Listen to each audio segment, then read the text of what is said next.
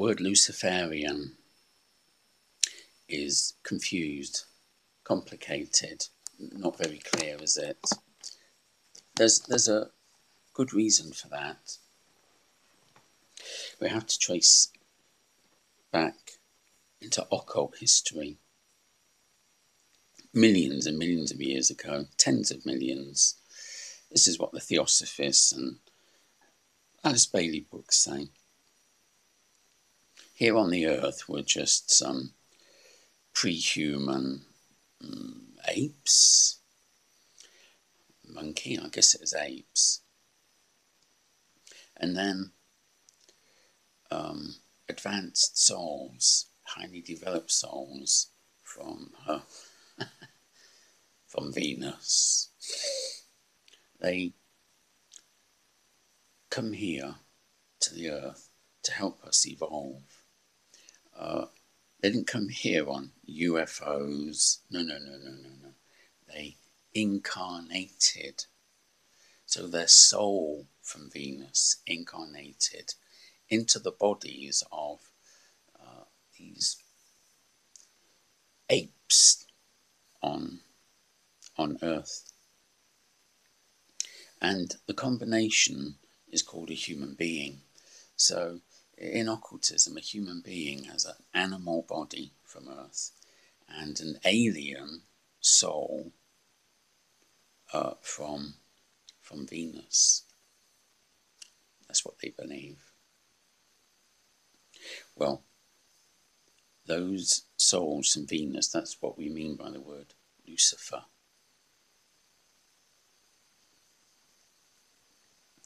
So, Lucifer is very distinct from the devil or Satan. Satan or Sanat Kumara, he is the lord of this world. The devil is the ruler of this world. Whereas Lucifer actually comes from another world, another planet.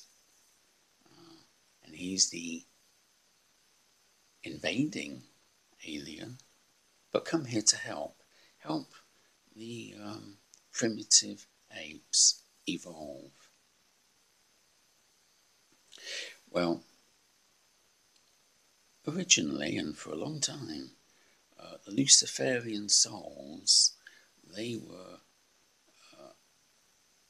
good and help this very primitive mankind to evolve and develop from animal into human.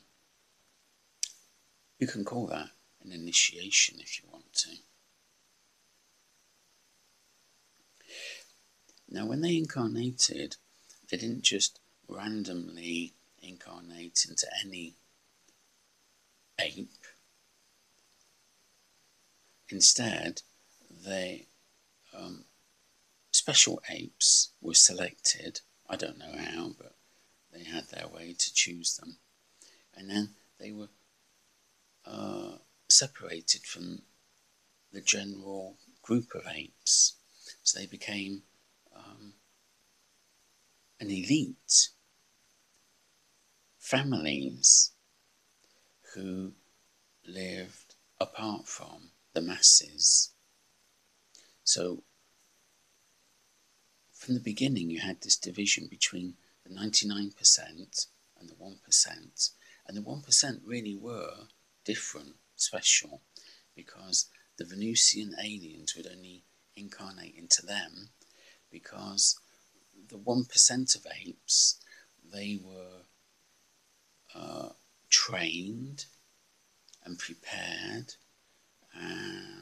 for only this mission, to receive the incoming Venusian soul and to become an incarnation of a Venusian on Earth.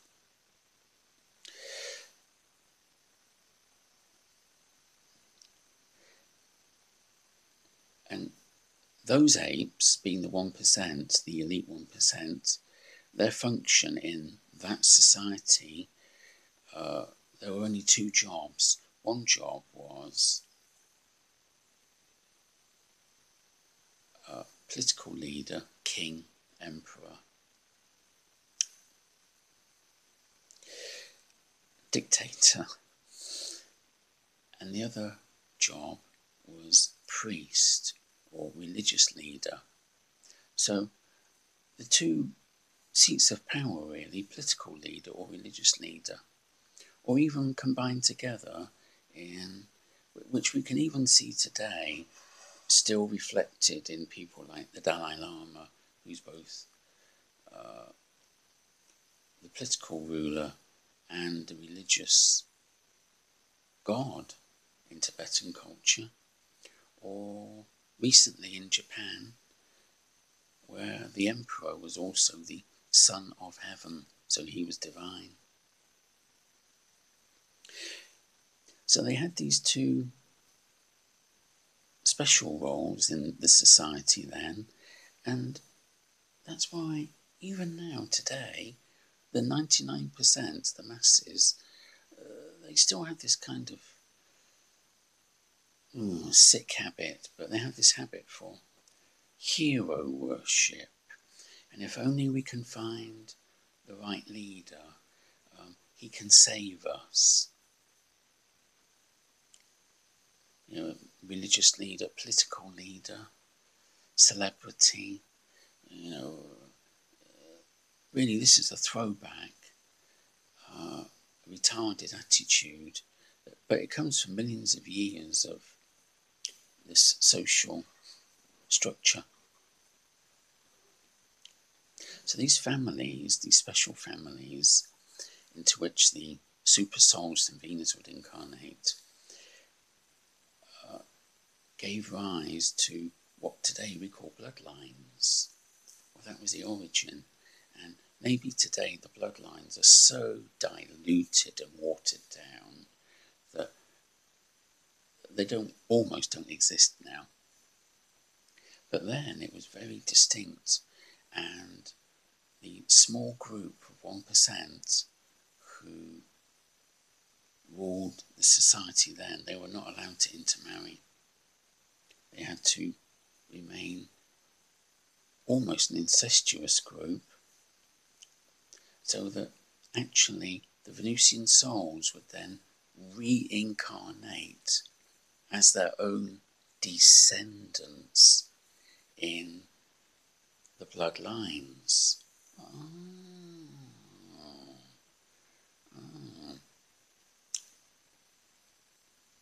Well, for millions of years, this was a successful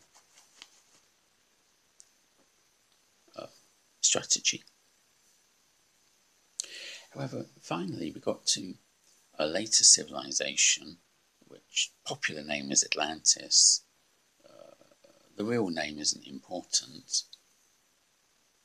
However, Atlantis was maybe 1 million years ago? I'm not sure. And then finally get destroyed, well, a round number, maybe 100,000 years ago. So that flood about 12,000 years ago, when the last ice age melted, that wasn't the end of Atlantis. The real Atlantis was a long, long time ago. They had a bigger flood, I guess. And that wiped out their civilization, but there's always survivors. And those survivors spread out, and they lost their culture, but they tried to keep it going. And no doubt they started to intermarry then with the Neanderthals or whatever was around then, and lose their bloodline, starting to dilute it already, and the culture being forgotten, the secret knowledge. So when you get down to the building of the pyramids in Egypt, in South America, all over the world, by then that secret knowledge almost lost. Like a myth already, a legend. And they tried to keep the culture going by forming secret societies. So the secret societies, originally, which were almost a kind of, well, this was their bloodline, really. You had to belong to bloodlines, belong to the secret society. But if you belong to the secret society, it means you come from that elite group who are either priests or political leaders. But in the secret society, they really did have scientific knowledge about human origin, the real human origins, Venus, and technology. That's why today we find these rumours, I don't know if they're true, but we find the rumours that inside the secret societies they still have secret technology that they're hiding from the world. Technology far advanced of what we have today, but they keep it secret. Well, I think that was maybe true back in the days of Atlantis, but not, I think, your modern secret society. They just pretend to have secrets, and actually they're just living in a fantasy world of mumbo-jumbo. They have no power, they have no real secret knowledge.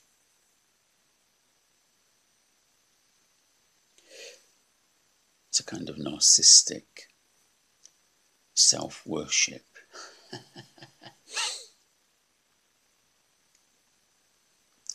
Well, back in Atlantis, the weird Atlantis, and I don't know why, but the Luciferian souls from Venus, some of them become evil. They want to dominate the world. People, human species. And some of them wanted to help us evolve, develop. And so there was a war between the two groups. They're only small groups, whereas the masses of 99%, we were the sandwich in the middle, over which they were fighting.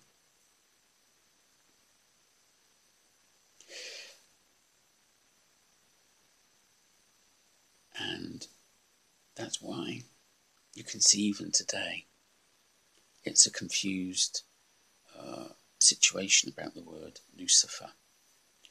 So, for instance, some people say Freemasons, just an example, Freemasons are evil because they worship Lucifer.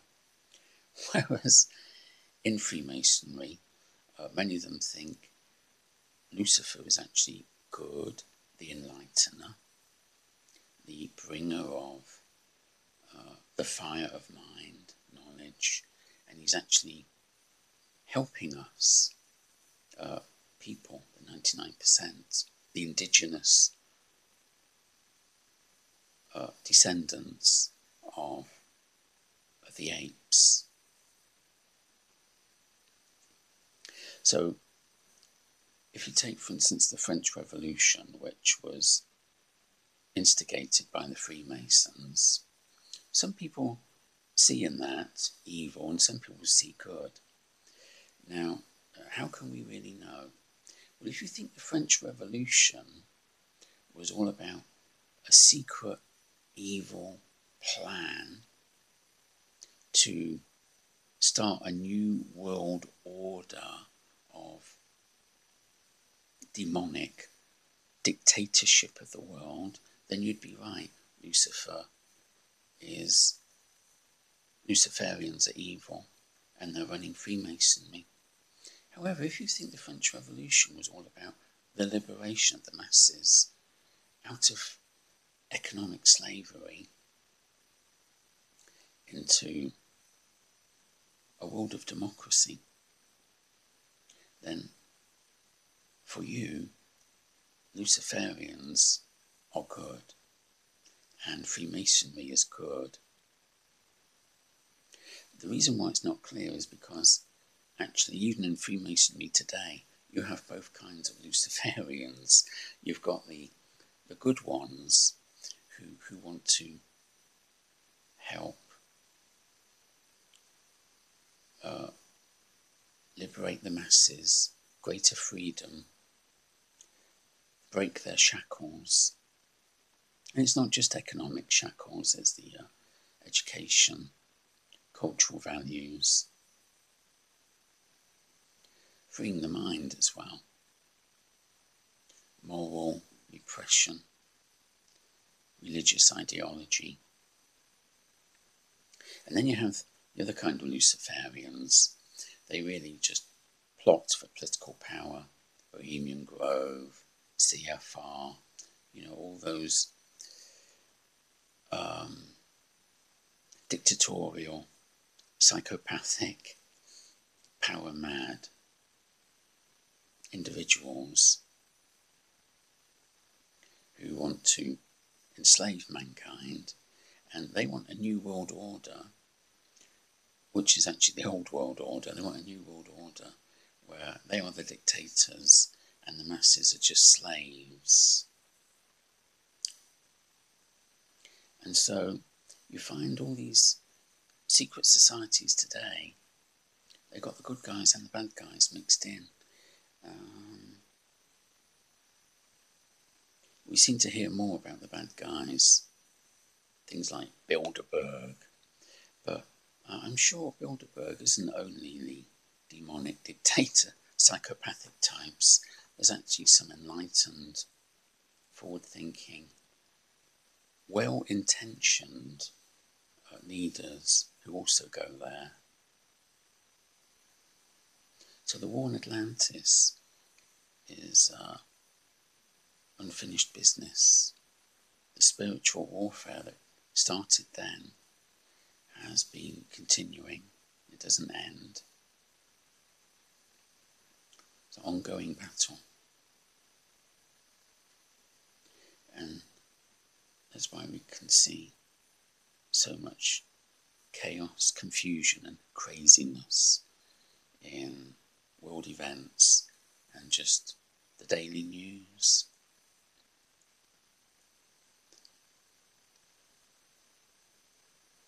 With contradictory forces apparent, making the appearance very confusing because we're not sure what's the direction. There's just chaos because the two groups are still fighting and we're locked in the middle, trapped in the middle between the two groups, and a lot of freedom isn't real freedom, it's the fake freedom, which kind of makes people more enslaved. Things like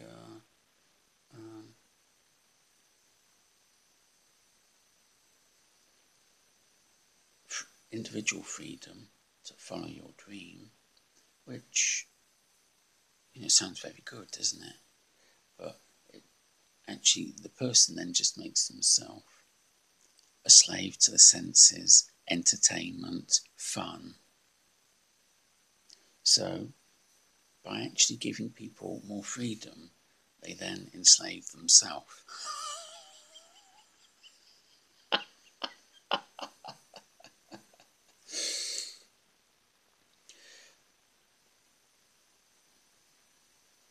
So that's not real freedom. But anyway, so in the same way, the word Lucifer is a confused word, and there are actually two groups of Luciferians,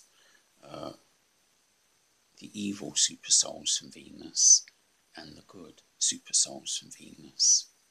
Now, I don't know if any of all of that is true, but that's what the Theosophists and the Alice Bailey books talk about.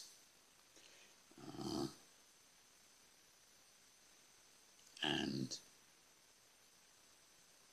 by explaining the history about Atlantis, you can now understand, when you read about the New World Order stuff today, why why it's very confused. And this word Lucifer is used in the wrong way, making it even more confused.